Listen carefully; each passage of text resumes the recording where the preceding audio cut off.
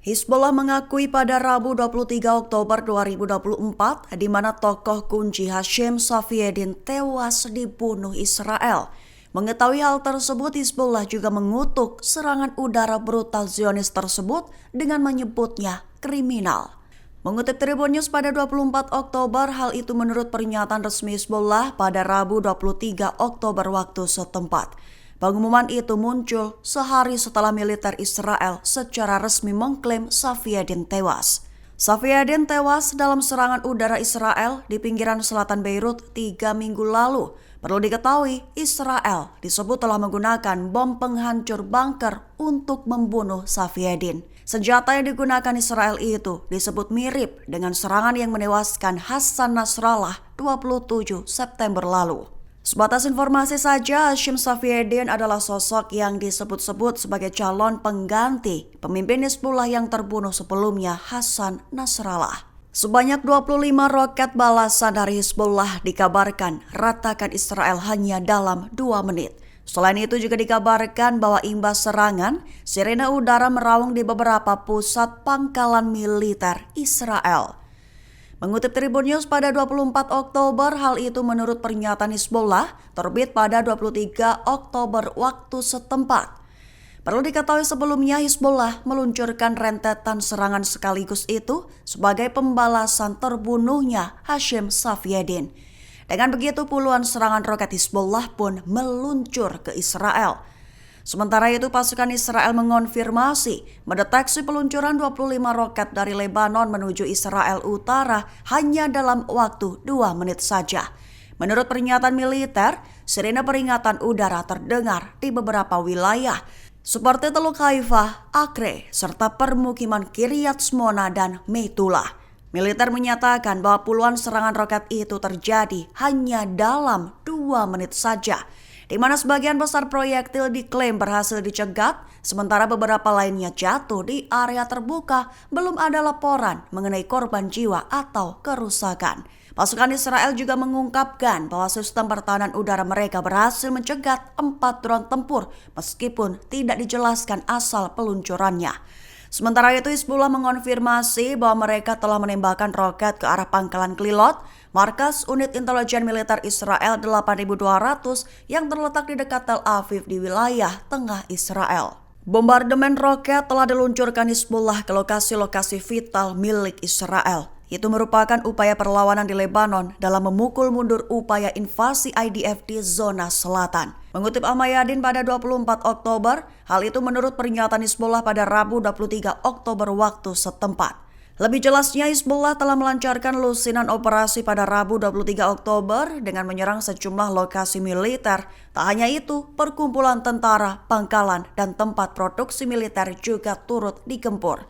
Operasi dimulai dengan serangan roket yang menargetkan pangkalan-pangkalan utama intelijen Israel seperti Glilot, Zvulun, dan Misgaf-Am. Pangkalan Glilot yang terletak di dekat Tel Aviv dan merupakan fasilitas penting milik unit intelijen 8200, pangkalan tersebut lumpuh. Pangkalan Zvulun di utara Haifa juga ditarget, berikan pukulan langsung terhadap kemampuan produksi militer Israel. Pangkalan Misgaf-Am, situs militer berbenteng di perbatasan, juga beberapa kali menjadi sasaran tembakan roket Hizbullah. Selain serangan rudal dan roket, pejuang Hizbullah juga menghadapi upaya serangan darat Israel. Memakai roket dan senapan mesin, Hizbullah memaksa pasukan Israel mundur di bawah tembakan gencar. Saat tentara Israel mundur, unit pendukung perlawanan melanjutkan serangan, membombardir pasukan dan bala bantuan serta berhasil mengenai posisi mereka. Sekutu Israel dikabarkan kembali berkurang 1, di mana Spanyol resmi memberlakukan embargo senjata total terhadap Israel. Mengutip Al-Mayadin pada 24 Oktober, pernyataan itu diumumkan oleh Kementerian Pertahanan Spanyol pada Rabu 23 Oktober 2024. Pihaknya menanggapi permintaan resmi Menteri dari Partai Koalisi Sayap Kiri Spanyol, Sumar, yang mendesak mitra pemerintah mereka untuk memberlakukan embargo senjata total terhadap Israel. Dengan begitu, Kementerian Pertahanan Spanyol resmi menghentikan pembelian militernya dari Israel. Semua kontrak Spanyol untuk membeli senjata dari Israel telah dihentikan mulai 7 Oktober 2023 kecuali pekerjaan pemeliharaan. Perlu dicatat, berdasarkan laporan IFI, ada yang berpendapat bahwa selama Spanyol menjalin hubungan militer dengan rezim pendudukan, negara tersebut dianggap ikut berperan dalam agresi di Gaza dan Lebanon. Namun Perdana Menteri Pedro Sanchez yang mengklaim dirinya sebagai seorang progresif dan berkomitmen pada hak asasi manusia, mengklaim akan melakukan lebih banyak upaya untuk melindungi hak-hak warga Palestina dan Lebanon. Warga Israel mulai memperingati dimulainya Simchat Torah pada Rabu 23 Oktober 2024 malam. Bersamaan dengan itu, beberapa roket ditembakkan Hezbollah dari Lebanon hingga memicu sirine peringatan di Tel Aviv dan kota-kota di seluruh wilayah Israel Tengah berbunyi. Mengutip Times of Israel pada 24 Oktober, Simchat Torah adalah hari raya Yahudi yang memperingati dan menandai penutupan siklus tahunan pembacaan Taurat di depan umum dan permulaan siklus yang baru menurut kalender Ibrani. Suatu warga memperingati Simchat Torah, IDF justru melaporkan adanya luncuran 4 roket.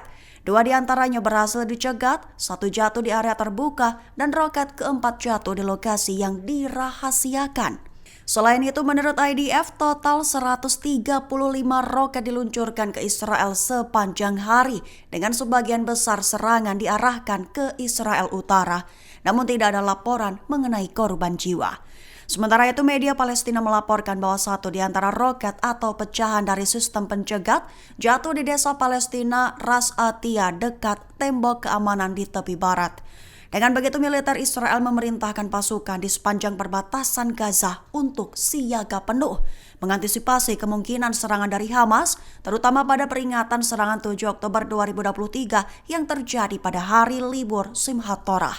Serangan drone ke rumah Benyamin Netanyahu pada beberapa waktu lalu disebut oleh Abu Obaidah sebagai pesan Hizbullah terhadap Israel, di mana 1 di antara pesan adalah perlawanan tak akan melemah sedikit pun hingga Israel tak akan lolos dari pembalasan.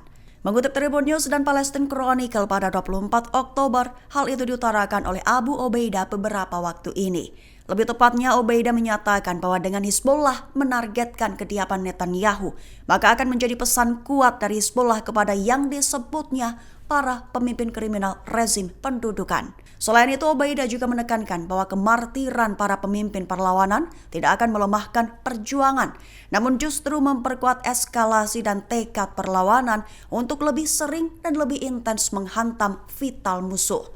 Ditegaskan oleh Obaidah bahwa Israel tidak akan terhindar dari pembalasan yang pantas dari rakyat yang merdeka dan berjuang di negara Palestina dan Lebanon.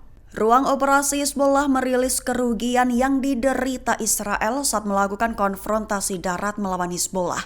Beberapa kerugian diantaranya lebih dari 70 tentara IDF tewas hingga puluhan tank militer hancur lebur.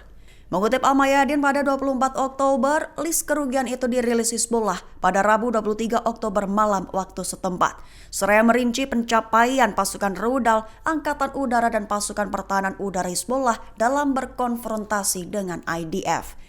Menurut penilaian perlawanan, kerugian Israel mencakup lebih dari 70 orang tewas dan 600 orang terluka di antara perwira dan tentara Israel, beserta penghancuran 28 tank Merkava, 4 bulldozer militer, sebuah kendaraan lapis baja dan sebuah pengangkut pasukan. Selain itu, 3 pesawat nirawak Hermes 450 dan 1 pesawat nirawak Hermes 900 juga berhasil ditembak jatuh. Namun perlu digarisbawahi bahwa jumlah itu tidak termasuk kerugian yang dialami pasukan Israel di pangkalan, lokasi militer, dan barak di wilayah utara dan pedalaman. Ditekankan dalam laporan Hizbullah bahwa kerugian itu baru diterima IDF pada konfrontasi baru-baru ini, menyoroti beberapa upaya gagalnya pasukan IDF untuk maju ke desa-desa di garis depan di Lebanon.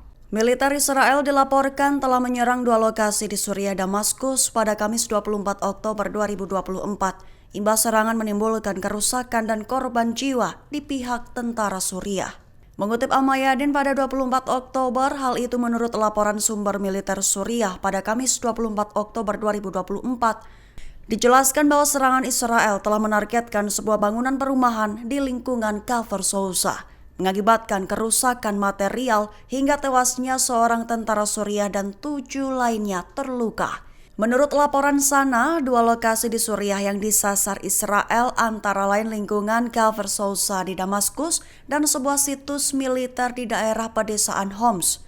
Sumber militer Suriah menyatakan bahwa serangan udara Israel itu telah dilancarkan pada Kamis 24 Oktober dini hari dari arah dataran tinggi Golan yang diduduki. Sebatas informasi saja, pada hari sebelumnya yakni Rabu 23 Oktober malam, pasukan Israel juga menyerang kendaraan sipil di daerah permukiman Al-Mazah, Damaskus, menyebabkan 2 warga sipil tewas, 3 lainnya terluka, dan menyebabkan kerusakan pada properti pribadi. Reaksi dari beberapa faksi perlawanan Palestina atas kabar tewasnya Hashim Safieddin.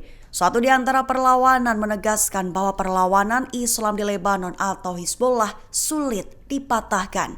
Mengutip Tribun News pada 24 Oktober, reaksi tersebut diutarakan oleh Hamas, Jihad Islam, Gerakan Mujahidin Palestina hingga Komite Perlawanan.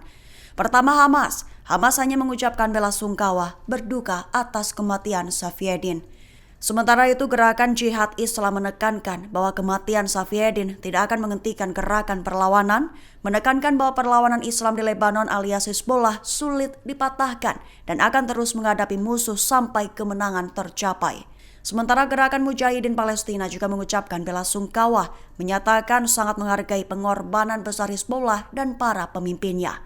Kemudian Komite Perlawanan juga turut berduka atas martirnya Safieddin, menegaskan bahwa perlawanan dari Hizbullah dan para pemimpin yang telah martir tidak sedikit pun melemah, namun justru tekad akan semakin kuat untuk melanjutkan tujuan di jalur yang telah ditentukan. Download Tribun X sekarang, menghadirkan lokal menjadi Indonesia.